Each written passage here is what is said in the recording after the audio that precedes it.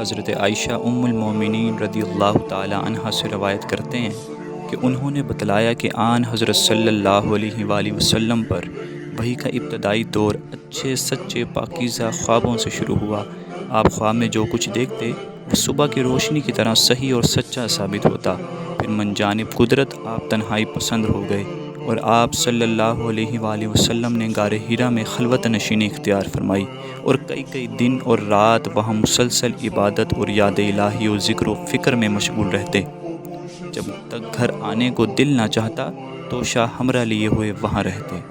توشہ ختم ہونے پر ہی اہلیہ محترمہ حضرت خدیجہ رضی اللہ تعالی عنہا کے پاس تشریف لاتے اور جو کچھ توشہ ہمراہ لے کر پھر وہاں جا کر خلوت گزیں ہو جاتے۔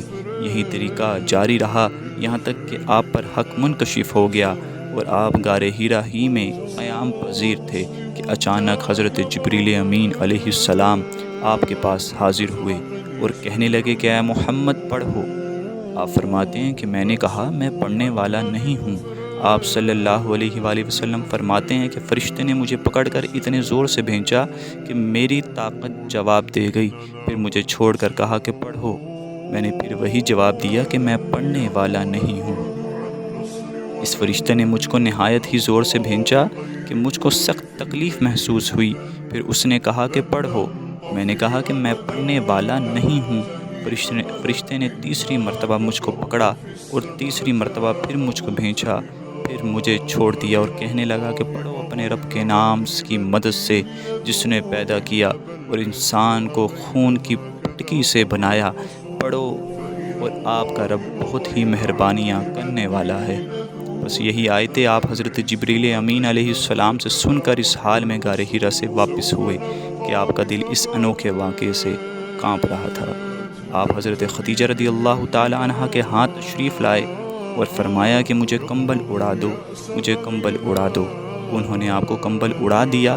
جب آپ کا ڈر جاتا رہا تو آپ نے اپنی زوجہ محترمہ حضرت خدیجہ رضی اللہ تعالی عنہا کو تفصیل کے ساتھ یہ واقعہ سنایا اور فرمانے لگے کہ مجھ کو اپنی جان کا خوف ہو گیا ہے۔ آپ کی اہلیہ محترمہ حضرت خدیجہ رضی اللہ تعالی عنہا نے آپ کو تسلی دی اور کہا کہ آپ کا خیال صحیح نہیں ہے، خدا کی قسم آپ کو اللہ کبھی رسوا نہیں کرے گا۔ آپ تو اخلاق فاضلہ کے مالک ہیں، آپ تو کنبہ پرور ہیں، بے کسوں کا بوجھ اپنے سر پر رکھ لیتے ہیں، مفلسوں کے لیے آپ کماتے ہیں، مہمان نوازی میں آپ بے مثال ہیں اور مشکل وقت میں آپ امر حق کا ساتھ دیتے ہیں۔ ایسے اوصاف حسنہ والا انسان یوں بے وقت ذلت و خواری کی موت نہیں پا سکتا۔